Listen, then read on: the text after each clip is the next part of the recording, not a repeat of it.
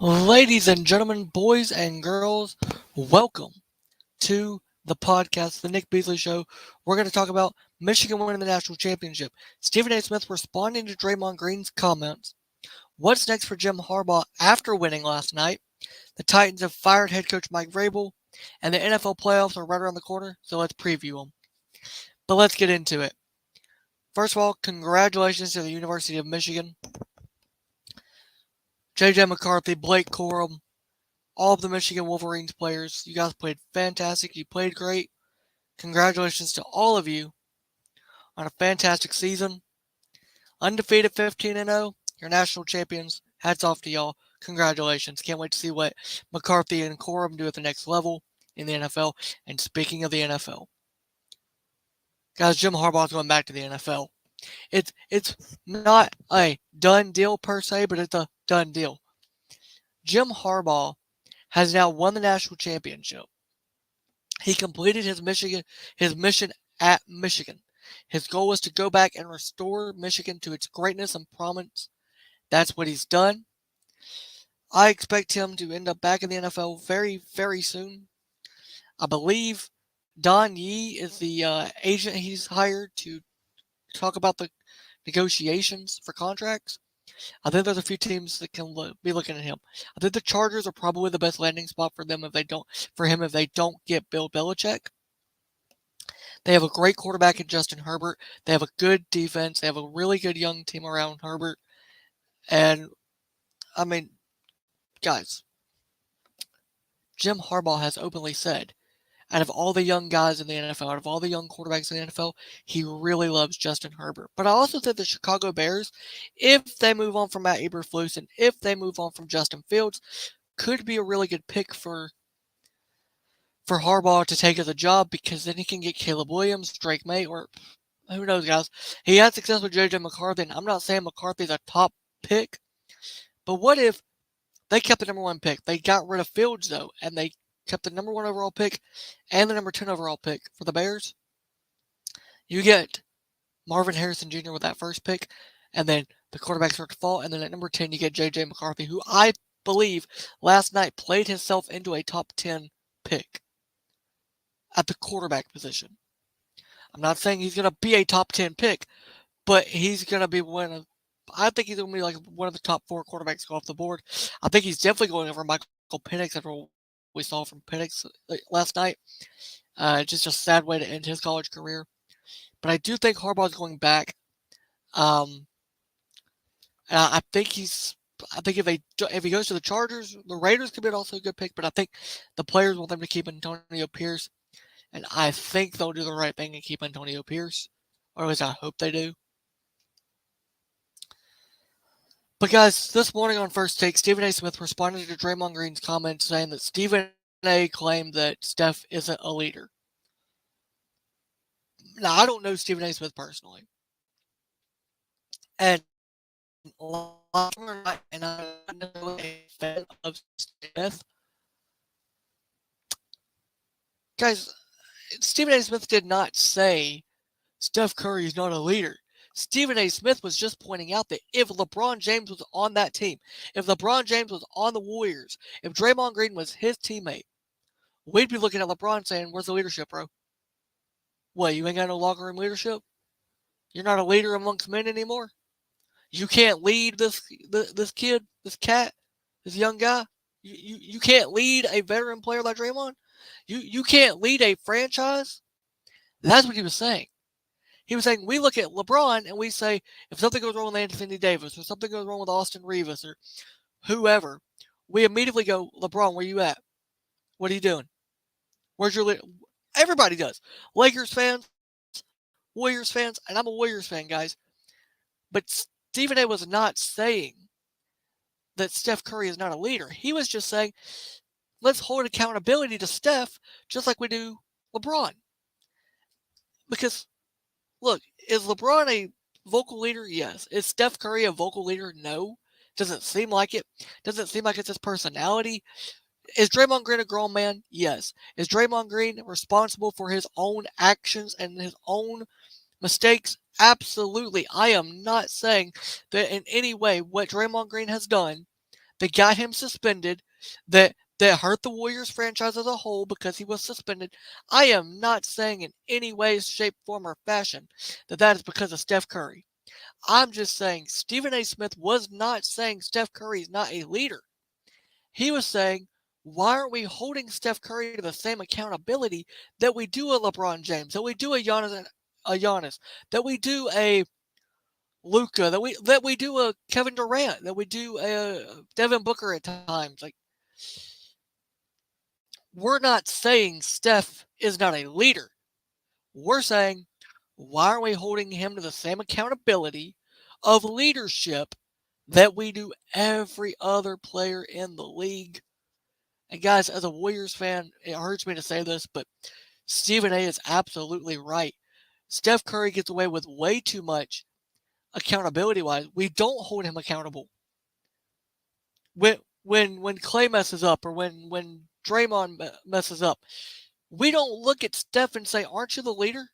Aren't you the locker room leader? You're supposed to be leading these guys. You're the star player of the franchise. You're the face of the franchise." We look at LeBron James. You're the face of the franchise. You're not supposed to be letting this stuff happen back behind the scenes. We look at Luka. Luka's the face of the Dallas Mavericks. Jokic is the face of the Denver Nuggets. Kevin Durant, Devin Booker is the face of the Phoenix Suns. We look at him. We look at Kevin Durant. Where's y'all's leadership? We don't do that with Steph. The media, we don't. I'm not saying Steph is not a leader. Steph is, I'm sure he's a leader. But why are you just leading behind the scenes? Why don't you come out on a press conference? Get on one of these podcasts that all these people have nowadays and lead vocally in front of the public. Because LeBron does. LeBron will lead. He'll call teammates out. On press conferences, he'll call teammates out. He'll say, yeah, Anthony Davis is not doing his job. Anthony Davis is not playing well. He'll hold guys accountable. Steph Curry doesn't. At least not in the public eye. Now, again, I think Steph is a leader. I don't think he's a vocal leader. He leads by example. He's a great role model. Great role model. Great person, great human. Everything he does, the charity work, everything. He's a great role model. He's a guy that you want to be the face of your franchise. But why aren't you holding him accountable just like you do LeBron? That's all Stephen A was saying. So Draymond, I appreciate you coming out and supporting your boy and defending your boy, but maybe next time, listen to the full comment, get the full story before you go on your podcast and call out somebody that's got a platform that's bigger, that's got a platform that is larger, that can go on his own podcast and say, hey man, I wasn't saying this. I was talking about this. Which is exactly what Stephen A did this morning on First Take. So I've got nothing but respect for Stephen A for what he's done in the business. Do I personally like Stephen A Smith? I don't know him personally. Do I like some of his takes? No. And some of his takes I listen to and I'm thinking, what are you talking about? But he's where I want to get to, so I'm not blaming. No, I'm not going to throw any shade at him. I just thought it was important to say and reiterate what Stephen A. Smith said this morning on First Take, which was he wasn't trying to say that Steph is not a leader. He was just simply saying, why aren't we holding Steph to the same accountability that we do with LeBron James? And he's absolutely right for saying that. Now, news broke right before I decided to do this, that the Tennessee Titans have fired Mike Vrabel. Have they? Y'all lost y'all's mind? Look, I get it. Y'all didn't have a good year. Last year wasn't a good season either. I understand that. And A.J. Brown absolutely torched y'all when y'all played the Eagles last year. I get it. I saw the game. I watched it. But you fired Mike Vrabel? Are you kidding me?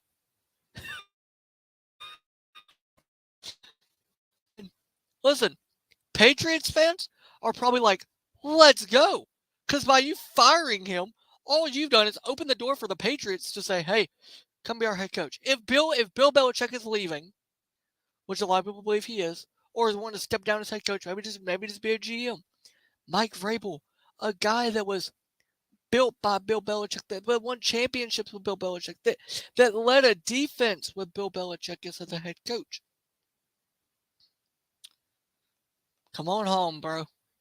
Now, I'm a Dolphins fan, so I would hate to see this because I have personally really enjoyed watching the Patriots fall and collapse to obscurity.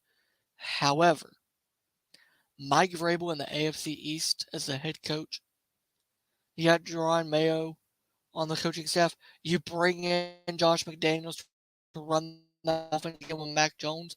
You give Mac Jones a second chance, another chance, because, guys, Bill Belichick ruined Mac Jones. I don't want to hear that Mac Jones is a bad quarterback. You gave him no weapons at all. He had no receivers. None. Zero. Zilch. You had no offensive line. Your defense was good, but your offense was terrible. And that was with Mac Jones and Bailey Zappi. So Mac Jones is not the problem. Mac Jones can be an NFL quarterback, can be a pro quarterback, but you got to get him an offensive coordinator that has a brain. You got to get Josh McDaniels back in that building, because see what Tom Brady did with Josh McDaniels? Mac Jones in his rookie year went to the playoffs, and then magically year 2, McDaniels goes to the Raiders, and you hire Joe Judge, to be your offensive coordinator, Matt Patricia to help. That was a bad decision by personnel. You got to get him an offensive coordinator. I mean, that was a joke. Legitimately a joke. However,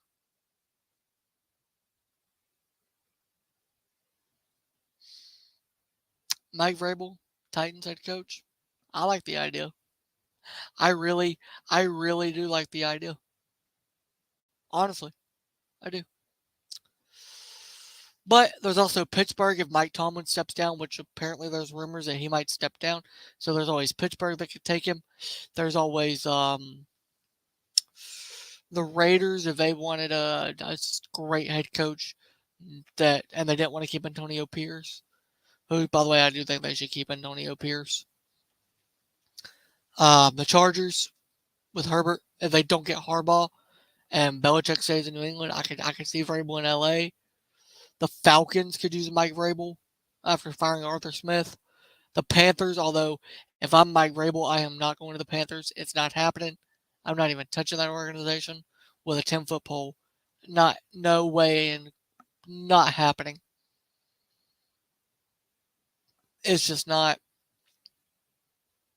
But I can see him going anywhere else. Just not Carolina. Do not go to Carolina. But anywhere that needs a head coach right now, I could see him going there. Raiders, if they don't keep Pierce. New England, if they don't keep Belichick. Or even bring Vrabel into the DC. Tell Bill, look, we're going to bring back Josh McDaniels as the offensive coordinator. We're going to bring in Mike Vrabel as the defensive coordinator.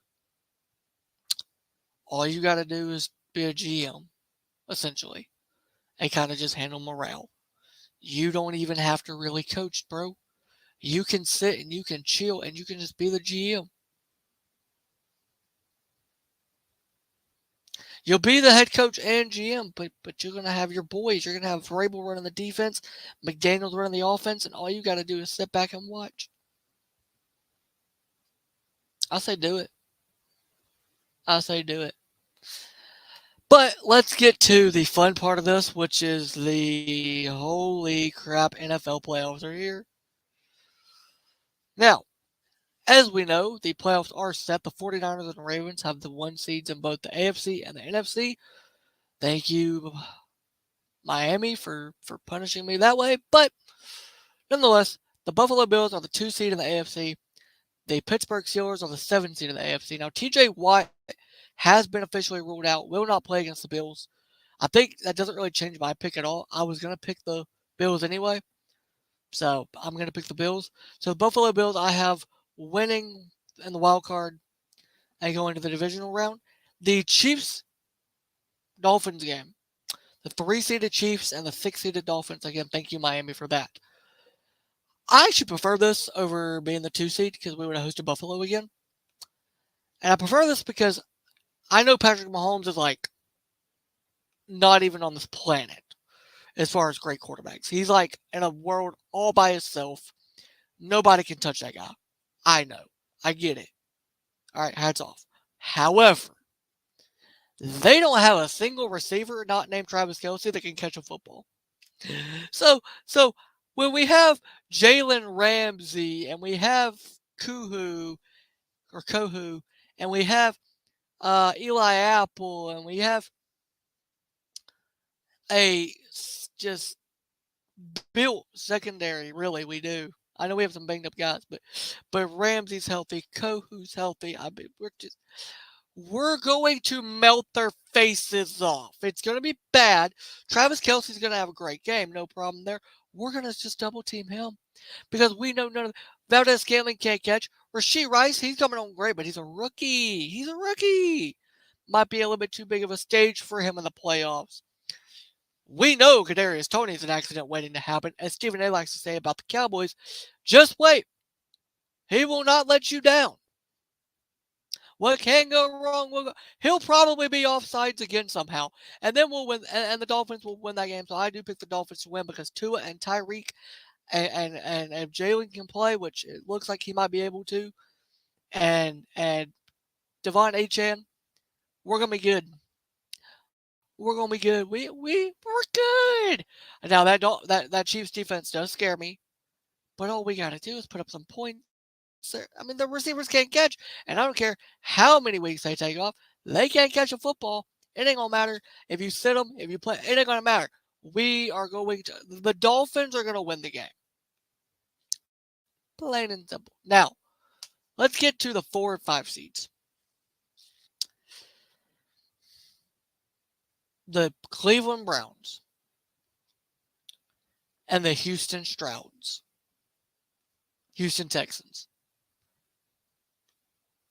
Honestly,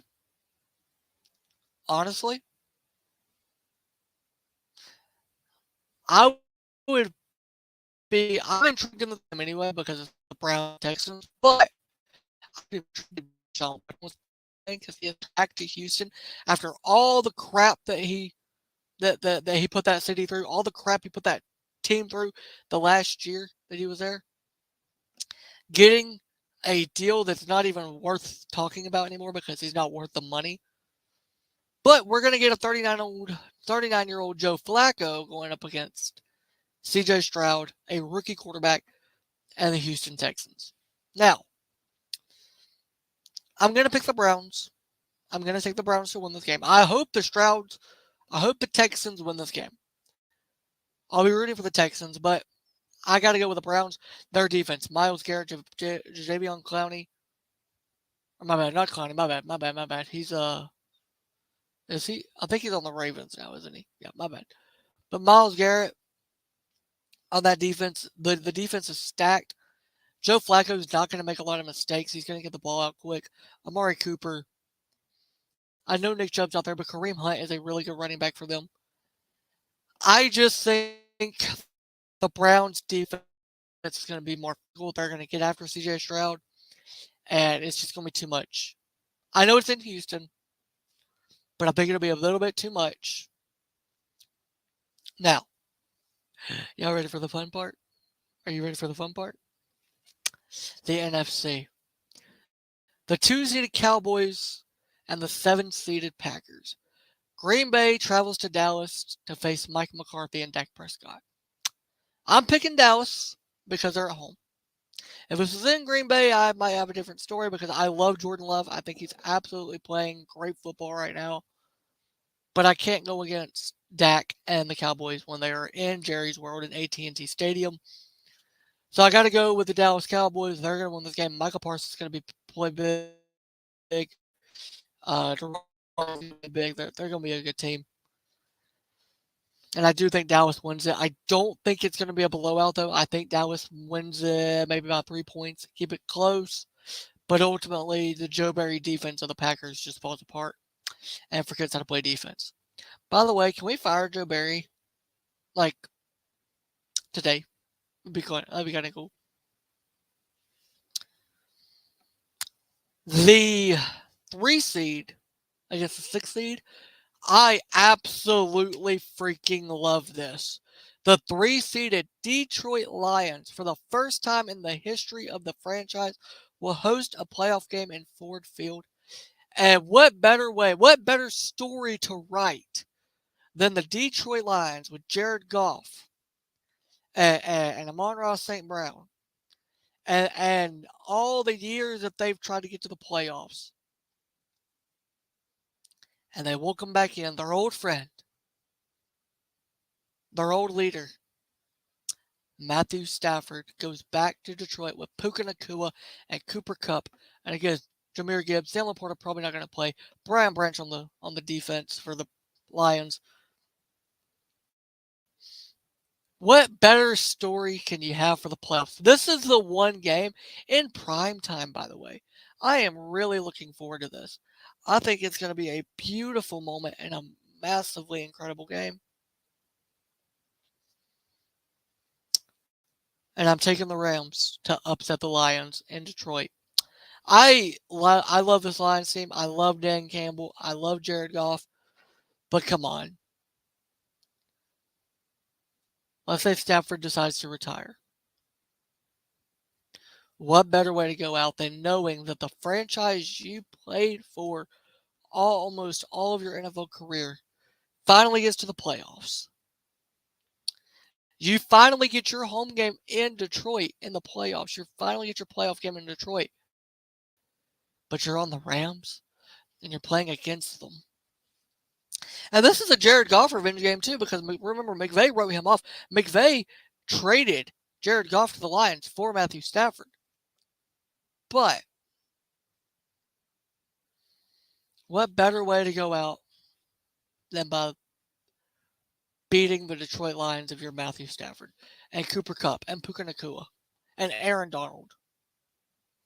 I don't think this Rams team is going to the Super Bowl, but I do think they win this wild card game. I think the city of Detroit is going to be buzzing.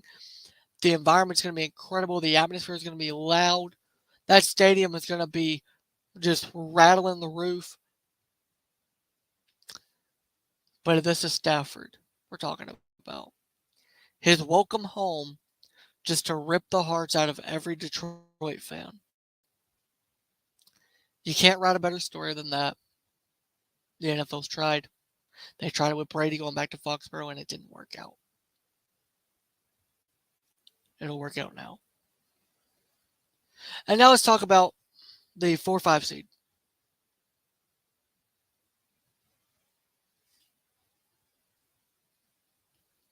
The 4 and 5 seed, the Eagles are the 5 seed. And the 4 seed is the hapless, falling apart, can't play any. The 4 seed Buccaneers and the 5 seed Eagles. The Eagles are falling apart.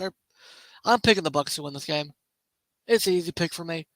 The Buccaneers are going to win this game. It's going to happen. Baker Mayfield is going to cook that Eagles secondary that is bad. The defensive line is, despite all their talent, have no idea how to do anything anymore. The Buccaneers are winning that game. It's in Tampa. If it was in Philadelphia, I'd say maybe. But nah, it's in Tampa. Bucs are winning it. Jalen Hurts and his little fun ride of being an MVP candidate's over. So that is my NFL playoff preview for Wildcard Weekend. I'll do another one next weekend when we go to the divisional round. But, as always, love y'all. Thank y'all. Make sure to like and subscribe. Peace.